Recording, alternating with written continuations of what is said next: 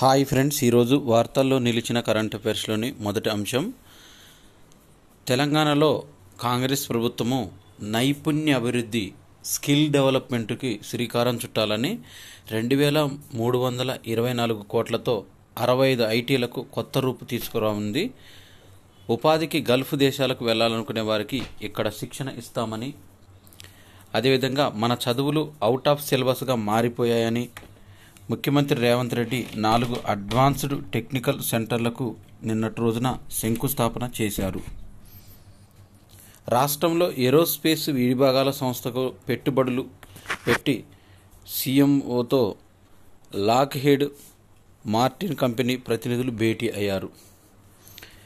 హైదరాబాదులో తొలిసారిగా బొగ్గు గనులో వేలం వేయడానికి శ్రావణపల్లికి ముందస్తుగా ప్రాధాన్యత ఇవ్వాలని 21 లేదా ఆ తర్వాత పాల్గొనేందుకు సింగరేణి సంస్థ సన్నాహాలు చేస్తుంది.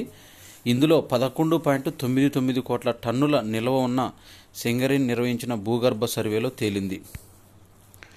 లిఫ్ట్లో అంతరిక్షానికి వినూత్న ప్రాజెక్టును చేపట్టిన జపాన్ కంపెనీ చౌకలో రోదశ యాత్రలకు వీలు కలిగే అవకాశం ఉంది. 130 ఏళ్ల నాటి ఆలోచన ఇది. ఈ లిఫ్ట్ అనేది అలనాటి ఆలోచనకు వాస్తవ రూపంలోకి తీసుకురావాలని జపాన్కు చెందిన ఒబయాషి కార్పొరేషన్ నిర్ణయించింది. ప్రపంచంలోనే అతిపెద్ద TV tower Tokyo sky city వంటి వినూత్న ప్రాజెక్టులకు సహకారం చేసిన చరిత్రది ఈ కంపెనీ. ఇది స్పేస్ ఎలివేటర్ నిర్మాణంలో భాగంగా పొడమి నుంచి రోదస్లోకి భూస్థిర కక్షలో ఉపగ్రహ వరకు కేబుల్ను ఏర్పాటు చేస్తారు. ఈ శాటిలైట్ భూమితో సమానంగా భ్రమణ పరిభ్రమణ వేగాన్ని కలిగి ఉంటుంది. దీనితో ఎన్నో ప్రయోజనాలు ఉన్నాయి. స్పేస్ ఎలివేటర్ రాకెట్ కన్నా నెమ్మదిగా గంటకు 200 కిలోమీటర్ల వేగంతో ప్రయాణిస్తుంది. ఇది కర్బన నానో గొట్టం నుంచి వీటికి భూమి నుంచి 96,000 కిలోమీటర్ల ఎత్తు వరకు కౌంటర్ వెయిట్ కేంద్రంలో సౌర కుటుంబ అన్వేషణ ద్వారంను ఏర్పాటు చేస్తారు. దీని ద్వారా అంతరిక్షంలోకి వెళ్తారు. 18వ లోక్సభకు జరిగిన ఎన్నికల్లో ఉత్తరప్రదేశ్ రాయ్బరేలీ నుంచి అదేవిధంగా కేరళలోని వయనాడ్ పోటీ చేసిన 2 స్థానాల్లో కూడా రాహుల్ గాంధీ గెలుపొందడం జరిగింది. అయితే దీనిలో ఉత్తరప్రదేశ్ రాయ్బరేలీ స్థానాన్ని అతను కొనసాగిస్తూ రాయ్బరేలీ కేరళలోని వయనాడుకు రాజీనామా చేశారు.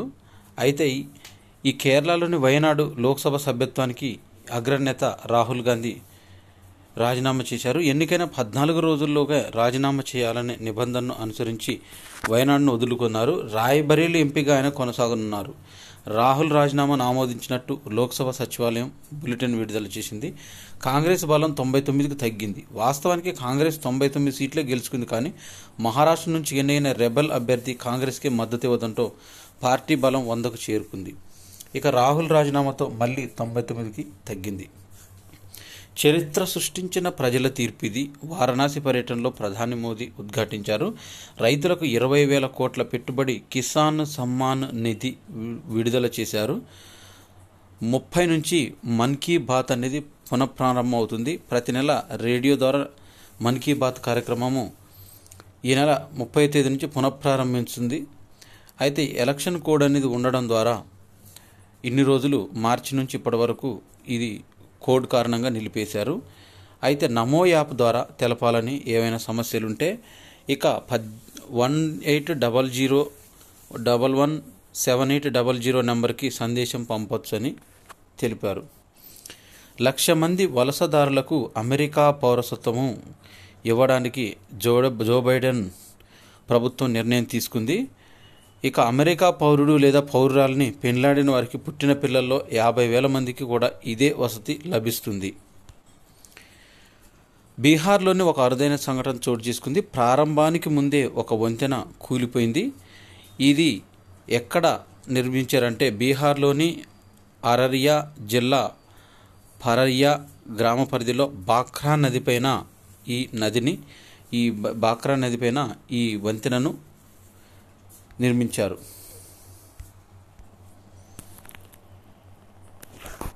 కొత్తగా మరో 8 వంగడాలు వరిలో 4 రకాలు తెలంగాణ వ్యవసాయ విశ్వవిద్యాలయం వాటి చిత్రాలను విడుదల చేసింది. ఆచార్య జయశంకర్ తెలంగాణ రాష్ట్ర వ్యవసాయ విశ్వవిద్యాలయము వరి, మొక్కజొన్న, రాగి, సజ్జ, జొన్న పంటలకు సంబంధించిన మరో 8 రకాల నూతన వంగడాలను మంగళవారం విడుదల చేసింది.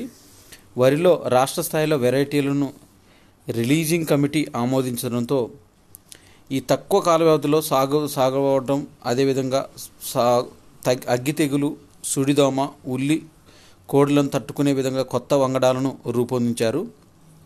ఈ మేరకు రాజేంద్ర నగర్లోని వరి పేరిట RNR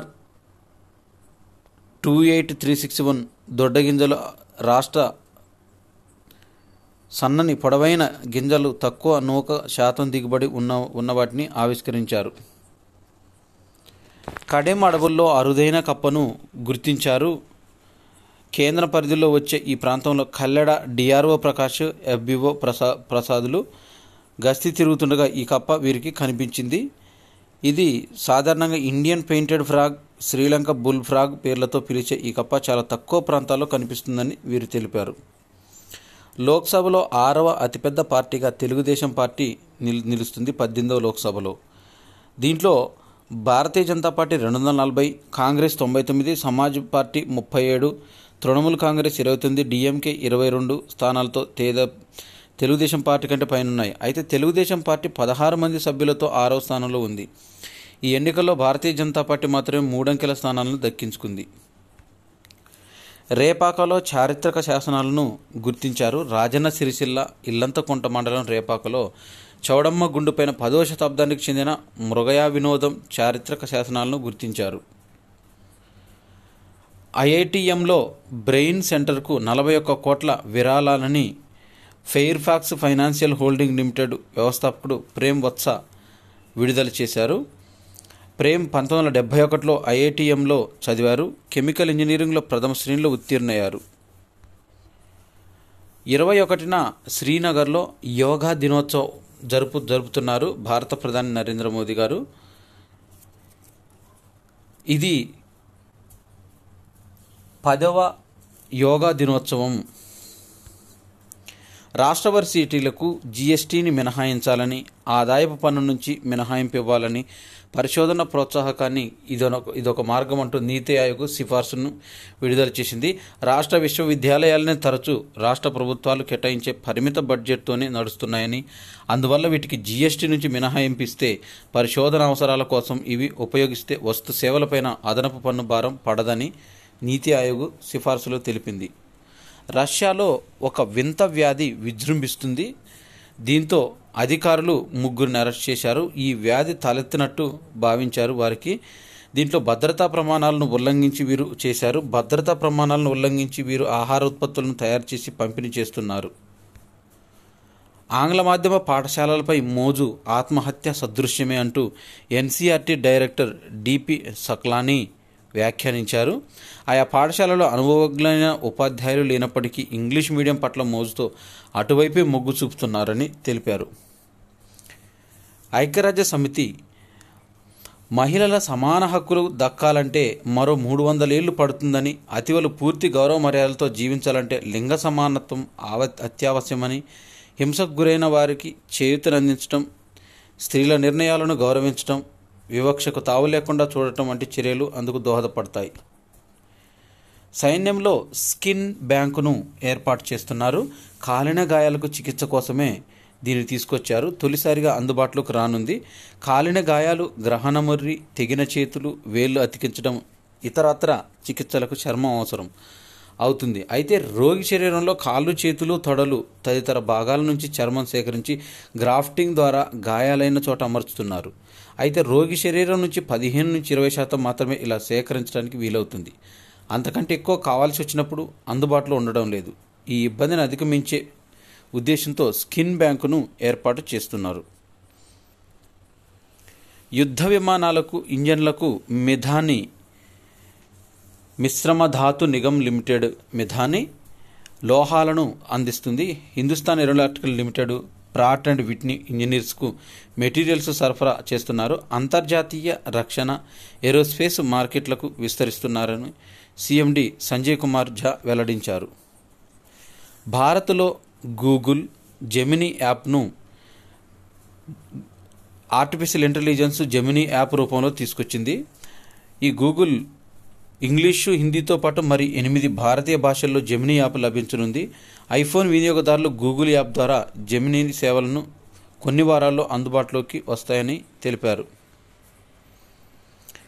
ఎన్ఎండిసి పరిశోధనా కేంద్రాన్ని ప్రభుత్వ రంగ ఖనిజాల సంస్థ ఎన్ఎండిసి లిమిటెడ్ హైదరాబాద్లో పటాన్ చెరువులో నూతన పరిశోధన అభివృద్ధి కేంద్రాన్ని ఏర్పాటు చేసింది. భారత్ యొక్క వృద్ధి రేటు అంచనాలను ఫిచ్ అనే రేటింగ్ సంస్థ 2024-25 అంటే ప్రస్తుత ఆర్థిక సంవత్సరంలో భారత్ యొక్క వృద్ధి రేటు 7.2% అని ఫిచ్ రేటింగ్ సంస్థ తెలిపింది. అయితే 2024-25లో వృద్ధి రేట్లు ఈ రేటింగ్ సంస్థలకు అంచనాలను చూసినట్టయితే ఫిచ్ రేటింగ్ సంస్థ 7.2 అని చెప్పింది. Asian development bank 7.7, S&P global 6.8, Moody's సంస్థ 6.6, డెలాయిట్ 6.6గా పలు సంస్థలు భారత్ యొక్క వృద్ధి రేటు ప్రస్తుత ఆర్థిక సంవత్సరంలో వీరు ఈ విధంగా అంచనా వేశారు. మ్యాగీ వినియోగంలో నెంబర్ 1, కిట్ క్యాట్ విపణుల్లో నెంబర్ 2లో ఉన్న భారత్ మాకు ఎంతో ముఖ్యమని నెస్లే సంస్థ తమ గణాంకాలను విడుదల చేసింది. భారత్లో నెస్లే మ్యాగ్ బ్రాండ్ పైన నూడిల్స్, రెడీ టు ఈట్ ఉత్పత్తులు, వంట మసాలాలు, సాసులు విక్రయిస్తుంది. 2023-24 గత ఆర్థిక సంవత్సరం చూసినట్టయితే 600 కోట్ల ఉత్పత్తులు మ్యాగీ బ్రాండ్పై విక్రయించింది. ఓట్స్ నూడిల్స్, కొరియన్ నూడిల్స్తో పాటు ₹10 ధరకే వివిధ రకాల మసాలాలు మ్యాగీ బ్రాండ్లపైన మార్కెట్లకు విడుదల చేసింది. 420 కోట్ల కిట్ క్యాట్లను దేశీయంగా విక్రయించింది. ఢిల్లీ విమానాశ్రయంలో 30 సెకండ్లలోనే చెక్ ఇన్ సదుపాయం అనేది అందుబాటులోకి వచ్చింది. ఇందుకోసం స్వయం సేవా యంత్రాంగాన్ని, సెల్ఫ్ సర్వీస్ మెకానిజంను తీసుకొచ్చినట్టు తెలిపారు. Stockholm international peace research institute June 17, 2024 తన వార్షిక నివేదికలో సిప్రీ ఇయర్ బుక్ 2024 విడుదల చేసింది. ఇది ప్రపంచవ్యాప్తంగా వివిధ దేశాలు తమ రక్షణ కోసం పూర్తిగా అణ్వస్త్రాలను నమ్ముకున్నాయని ఈ నివేదికలో వెల్లడించింది. భారత్, పాకిస్తాన్ సహా 9 అణ్వస్త్ర దేశాలు 2023లో తమ అణ్వాయుధాలను ఆధునీకరించాయని వివరించింది. వివిధ దేశాల్లో అణ్వస్త్రాల సంఖ్య రష్యాలో చూసినట్టయితే 5,580, అమెరికాలో 5,044 సెకండ్ ప్లేసు, చైనాలో 500 third place, France 290 fourth place, Britain 225 fifth place, Bharat 172 sixth place, Pakistan 170 seventh place, Israel 90 eighth place, Korea 50 అణ్వాయుధాలతోని ఈ విధంగా వార్తల్లో నిలిచాయి. ఇవి association of tennis professionals ATP 2024 June 18 ర్యాంకింగ్స్ను ప్రకటించింది. అయితే ఈ ర్యాంకింగ్ జాబితాలో భారత టెన్నిస్ అగ్రశ్రేణి సింగిల్ ఆటగాడు సుమిత్ నగాల్ 26వ ర్యాంకు. ఈ ర్యాంక్ అనేది తన కెరీర్లో అత్యుత్తమంగా 71 స్థానంలో నిలిచాడు. గతంలో సుమిత్ 77వ ర్యాంకులో ఉన్నాడు. ప్రత్యేక ఆర్థిక మండళ్లు, స్పెషల్ ఎకనామిక్స్ జోన్స్లు గత ఆర్థిక సంవత్సరం 2023-24లో $163.39 బిలియన్, సుమారుగా 13.5 లక్షల కోట్ల విలువైన ఎగుమతులు నమోదయ్యాయని వాణిజ్య మంత్రిత్వ శాఖ గణాంకాలు వెల్లడించాయి. అయితే మన దేశం నుంచి మొత్తం ఎగుమతుల విలువ 2022-23తో పోలిస్తే 2023-24లో 3% పైగా తగ్గిన సెజ్ల ఎగుమతి మాత్రం 4% పెరిగినట్లు పేర్కొన్నారు. ఉగాండా ఆటగాడిపైన ఫిక్సింగ్ వల అనేది T20 ప్రపంచ కప్లో అప్రమత్తమైంది. గయానాలో గ్రూప్ మ్యాచ్ సందర్భంగా కెన్యా మాజీ పేసర్ భిన్నమైన ఫోన్ నెంబర్ల నుంచి పలుమార్లు ఉగాండా ఆటగాడికి సంప్రదించేందుకు ప్రయత్నించారు. అయితే దీనికి సంబంధించి ICC అవినీతి నిరోధక విభాగం అధికారులు సమాచారం అందించగా ఉగాండా ఆటగాన్ని ఆ వ్యక్తి లక్ష్యం చేసుకోగా ఆశ్చర్యం కలిగించలేదు. సురేఖకు ఆర్చరీ ప్రపంచ కప్ స్టేజ్ 3 టోర్నమెంట్లో తెలుగమ్మాయి జ్యోతి సురేఖ సత్తా చాటింది. అయితే దీనికి సంబంధించిన మహిళల కాంపౌండింగ్ సింగిల్స్లో క్వాలిఫైయింగ్ సురేఖ 705వ ర్యాంకులో నిలిచింది. దీంతో సురేఖ సెకండ్ ప్లేస్లో నిలిచింది, 2వ స్థానం. ప్యారిస్ ఒలింపిక్స్ ముంగిట భారత javelin thrower star Neeraj Chopra form ప్రదర్శించాడు. ఫిన్లాండ్లో జరిగిన పావో నూర్మి క్రీడల్లో అతను పసిడి పతకంతో మెరిశారు. మంగళవారం జావెలిన్లో ఉత్తమంగా 85.97 మీటర్లు విసిరి అగ్రస్థానానికి నిలిచాడు. తొలి 2 ప్రయత్నాలు 83.62 మీటర్లు, 83.45 మీటర్లు విసిరిన నీరజ్ ఆరంభంలో వెనుకబడ్డాడు. అయితే మూడో త్రోలో 85.97 మీటర్లతో అగ్రస్థానానికి దూసుకొచ్చాడు. దక్షిణాఫ్రికాతో మ్యాచ్లో సెంచరీతో అదరగొట్టిన భారత మహిళా జట్టు వైస్ కెప్టెన్ స్మృతి మంథన ఐసీసీ ర్యాంకింగ్స్లో పురోగతి సాధించింది. మంగళవారం ఐసీసీ ప్రకటించిన వన్డే బ్యాటింగ్స్ జాబితాలో 2 స్థానాలు కైవసం చేసుకుంది. ఆమె 3వ ర్యాంకును కైవసం చేసుకుంది. ఇంగ్లాండ్ ఆల్రౌండర్ నటాలీ బ్రంట్ అగ్రస్థానంలో ఉంది.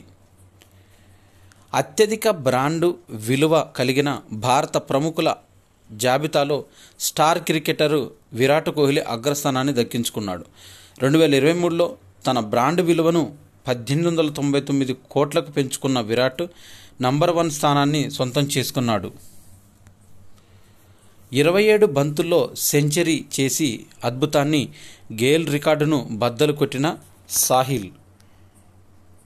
ఎస్తోనియా ఆటగాడు సాహిల్ చౌహాన్ 144 నాట్అవుట్స్తో 41 బంతుల్లో 6 ఫోర్లు, 18 సిక్స్లు టీ20 క్రికెట్లో అత్యంత వేగంగా సెంచరీ సాధించిన బ్యాటర్గా రికార్డు సృష్టించాడు. సోమవారం ఆతిథ్య సైప్రస్ మ్యాచ్లో కేవలం 27 బంతుల్లోనే శతకం సాధించి సరికొత్త రికార్డును నెలకొల్పాడు. అయితే ఈ అంతర్జాతీయ క్రికెట్లో జాన్ నికోల్ లాప్టీ ఈటన్ 33 బంతుల్లో పేరిట ఉన్న రికార్డును తిరగరాశాడు.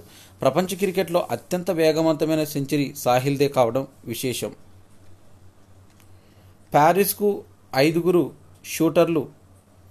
షాట్గన్ షూటర్లు ఎంపికవుతున్నారు. దీంతో జూలై 26 నుంచి ఆగస్టు 11 వరకు ప్యారిస్ ఒలింపిక్స్ బరిలో వీళ్ళు దిగనున్నారు.